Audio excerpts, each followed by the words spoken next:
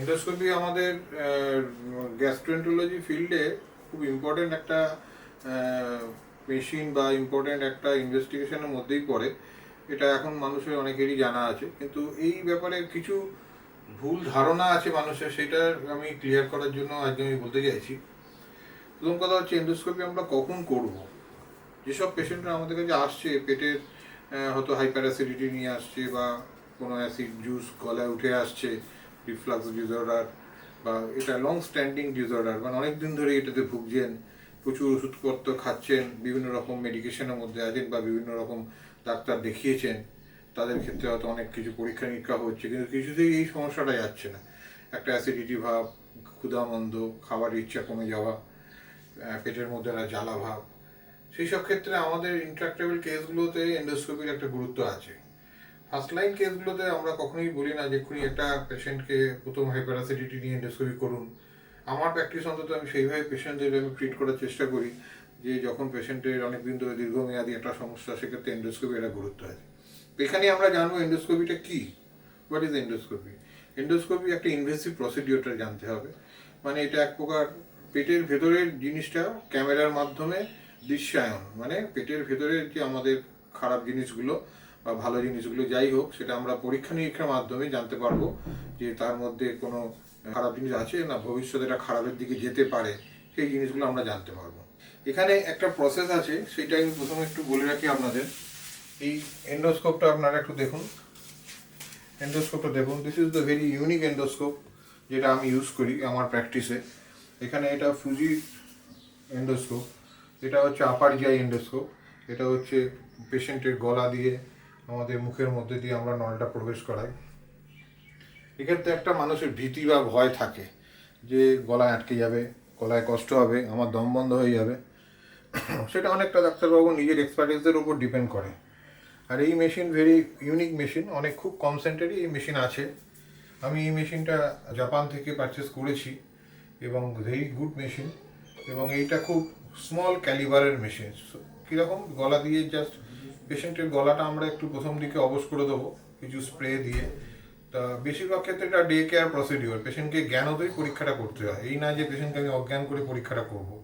হ্যাঁ, কিছু কিছু ক্ষেত্রে আমাদের অজ্ঞান করে নিশ্চয়ই করতে হয়, যখন পেশেন্ট কোঅপারেট করে না, পেশেন্ট খুব ইরিটেবল, রেস্টলেস, বা কোনো কোমরবিড কন্ডিশন আছে, যেমন হার্ট ডিজিজ পেশেন্ট হতে পারে, বা অন্যান্য কোনো শ্বাসের কোনো ডিসঅর্ডার আছে, সেসব ক্ষেত্রে অনেক সময় আমরা পেশেন্টকে অজ্ঞান করেও করে থাকি।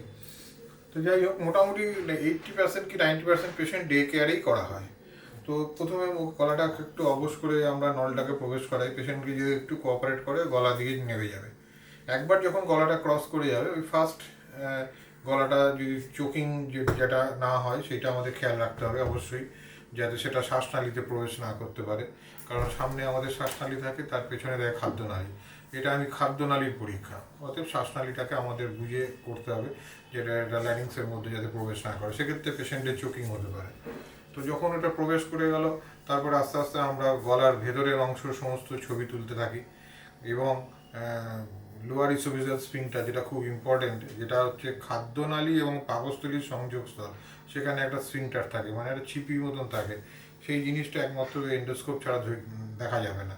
এই জন্যই এন্ডোস্কোপের একটা রোল আছে। ওইখানে অনেক সময় আলসার হতে পারে, সেখান থেকে আমরা একটা স্যাম্পেল নিতে পারি, টেস্ট করে দেখতে পারি কোনো খারাপ কিছু বা ম্যালিগনেন্সি ওখানে আছে কিনা। আবার আরেকটু যখন নিচে যাব, পাকস্থলীর মধ্যে ঢুকবো, সেই পাকস্থলীর মধ্যে যদি কিছু দেখতে পাই খারাপ জিনিস, কোনো আলসার আছে, বা কোনো রকম পলিপস থাকতে পারে, কোনো রকম ওখানে ইরোটিভ প্যাচ থাকতে পারে। নট অনলি দ্যাট, আমরা আরেকটু ডিস্টাল এরিয়ায় যখন যাব অ্যান্ট্রামে, সেখানে আমরা এইচ পাইলোরাই বলে একটা ইনফেকশন থাকে। সেই এইচ পাইলোরাইটাকে আমরা কী করে জানবো? একমাত্র এন্ডোস্কোপি বলতে পারবে। ওখান থেকে বায়োপসি নিয়ে, সেই বায়োপসির বা স্যাম্পেল নিয়ে, সেই স্যাম্পেলের আমরা একটা কিট টেস্ট করি, ইউরিএস কিট টেস্ট। ওই কিট টেস্টের মাধ্যমে আমরা জানতে পারবো যে ভেতরে কোনো এইচ পাইলোরাই, এই এইচ পাইলোরাই ইনফেকশন যদি পজিটিভ থাকে, তাহলে আপনি জগতের যে কোনো ওষুধ খেয়েও আপনার কিন্তু গ্যাস অ্যাসিডিটি কমবে না।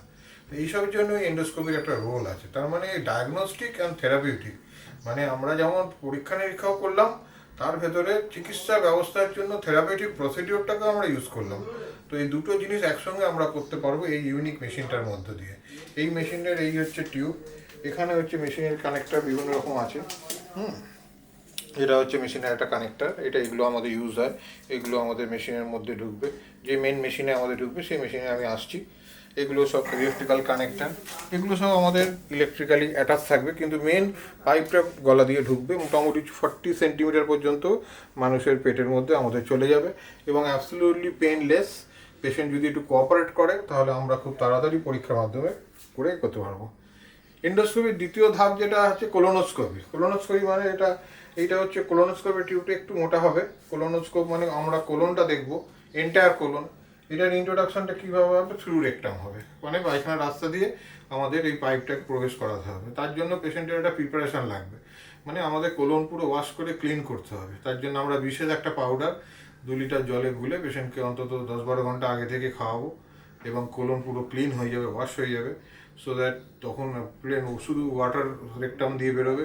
সেই অবস্থায় আমরা কোলোনোস্কোপিতে ইন্ট্রোডিউস করবো। এটা খুব ইম্পর্ট্যান্ট পার্ট। এটা কি দেখবো আমরা? লোয়ার পার্টে যদি কোনো আলসার থাকে, লোয়ার পার্টে যদি ইরোশন থাকে, লোয়ার পার্টে যদি কোনো পাইলস, ফিস্চুলা, এগুলো আমরা দেখতে পাবো। যদি বাইরের দিকে যেগুলো থাকে, অনেক সময় হিডেন থাকছে যেটা আমরা চোখে দেখতে পাচ্ছি না, ভেতরের দিকে আছে, সেগুলো আমরা দেখতে পাবো। একটু হাই আপে যাব, যেখানে যদি কোনো রকম গ্রোথ থাকে, কোনো পলিপস থাকে, সেইগুলো দেখতে পাবো। শুধু দেখতে পাবো, ছবি তুলবো, তার চিকিৎসা সেইভাবে দিতে পারবো। এবং এছাড়াও আমরা ওই জায়গা থেকে আমরা বায়োপসি নিতে পারবো, ম্যালিগনেন্সি আছে কিনা বা কোনো বিনাইন টিউমার কিনা সেটা দেখে নিতে পারবো। এই জাতীয় জিনিসগুলো আমরা কোলোনোস্কোপের দ্বারা পুরোটাই জানতে পারবো। তো যে জিনিসগুলো আমাদের পরীক্ষা নিরীক্ষা যেগুলো আমরা করি কমনলি, যেমন আল্ট্রাসোনোগ্রাফি করছি, সিটি স্ক্যান করছি, এমআরআই করছি, এতে ইন্টারনাল স্ট্রাকচারগুলো কিন্তু দেখা যায় না, নালীর ভেতরের অংশগুলো আমরা দেখতে পাবো না। সেইগুলোর জন্যই আমাদের এই স্কোপ এসে গেছে, ইন্ট্রোডিউস হয়েছে। এবং যদি এক্সপার্টাইজ হ্যান্ড থাকে তাহলে পেশেন্টের কোনো কষ্ট হবে না, ডায়াগনোসিস খুব আর্লি হবে, পেশেন্টের রিকভারি রেটও আর্লি হবে। এইটা হচ্ছে মেন মেশিন আমাদের। এই মেশিনের দ্বারা আমরা সমস্ত কিছু পরীক্ষা নিরীক্ষা করছি। এই যে কোলোনোস্কোপি অ্যাটাচমেন্টগুলো এখানে বা আপার যে এন্ডোস্কোপি অ্যাটাচমেন্টগুলো সব এখানে আসবে। এগুলো এখানে আমাদের মনিটরিং সিস্টেম আছে। এখানে এটা ডিসপ্লে বলে, এই ডিসপ্লেতে আমাদের পেশেন্টের পেটের ভেতর যা আমরা দেখতে পাবো বা কোলনে যা দেখতে পাবো এটা পিকচারাইজ ফর্মে আসবে। এইগুলোকে আমরা ইমেজ ক্রিয়েট করে ইমেজ নেবো, সেই ইমেজ ক্রিয়েট করে সেগুলো আমাদের রিপোর্ট হবে ওইভাবে। এর সঙ্গে বিভিন্ন অ্যাটাচমেন্ট লাগে। অ্যাটাচমেন্ট বলতে এখানে একটা সাকার আছে, দেখুন এই সাকারটা এখানে ইউজ হবে। পেটের ভেতরে যা জলীয় অংশ আছে বা পেটের ভেতরে যেখানে যেখানে আমাদের কোনো রকম সিক্রিশন পাচ্ছি, মিউকাস পাচ্ছি, বা কোনো জায়গায় হয়তো স্কোপের ওপর কোনো মিউকাস আটকে গেল, প্লাগ, সেই সবগুলো আমাদের সাকার মেশিন দ্বারা সাকশন করে নেবো আমরা। বা কোনো জায়গায় একটু জল দেওয়ার দরকার পড়লো, সেই জলটা আমরা দিতে পারবো। এটা একটা আমাদের ইউনিক প্রসিডিওর রুম, যেটা আমাদের বেলেঘাটা রুদ্রাক্স মেডিহাবে আমাদের ব্যবহৃত হচ্ছে ঘর। এখানে প্রচুর পেশেন্টের এন্ডোস্কোপ হচ্ছে। এখানে আমাদের ওয়াটার অ্যারেঞ্জমেন্ট আছে, এখানে আমাদের স্পেসিফিক যেটা এই মেশিনের দরকার, এখানে ফিল্ট্রেশন, স্টেরিলাইজড মেটেরিয়াল এখানে আছে, যেগুলো আমরা স্কোপ ইউজ করার পরে এর মধ্যে ডুবিয়ে রাখা হবে। এবং ডুবিয়ে রাখার পর পেটের ভেতরে যা জার্ম আমাদের স্কোপে ইনফেক্টেড হয়ে যাচ্ছে সেগুলো স্টেরিলাইজড হয়ে যাচ্ছে। এটা পেশেন্টের ইউনিক বেড, এটা আমাদের সেইভাবে মনিটরিং করে স্টেরিলাইজ করে রাখা থাকে। পেশেন্টরা এখানে ইউজ করতে পারবে, শোবে, এখানেই প্রসিডিউর হবে। এছাড়াও বিভিন্ন আমাদের ওয়াটার, ডিওনাইজড ওয়াটার, এখানে বিভিন্ন গজ পিস, তারপরে এখানে বিভিন্ন রিএজেন্ট মেটেরিয়াল যেগুলো আমাদের কমনলি ইউজ করা হয় পেশেন্টকে অজ্ঞান করার জন্য, অথবা বিভিন্ন আমাদের স্টেরিলাইজ মেটেরিয়াল, এগুলো সব ইউজ হয়। এটা হচ্ছে আমাদের compact room. This is our main machine. এই মেশিনটা ফুজির মেশিন খুব খুব কম সেন্টারেই আছে এবং ভেরি ইউনিক মেশিন, যেটা আমাদের জাপান থেকে পারচেস করা হয়েছে। একদম আধুনিকতার মেলবন্ধনে এই মেশিনটা আমি ব্যবহার করছি এবং পেশেন্টরা অনেকেই উপকৃত হয়েছে, যাদের যাদের পরীক্ষা নিরীক্ষা হয়েছে, এবং আগামী দিনে আরও পেশেন্টদের জন্য ভালো পরিষেবা দিতে পারবো, এটুকুই আমি আশা করছি। Thank you.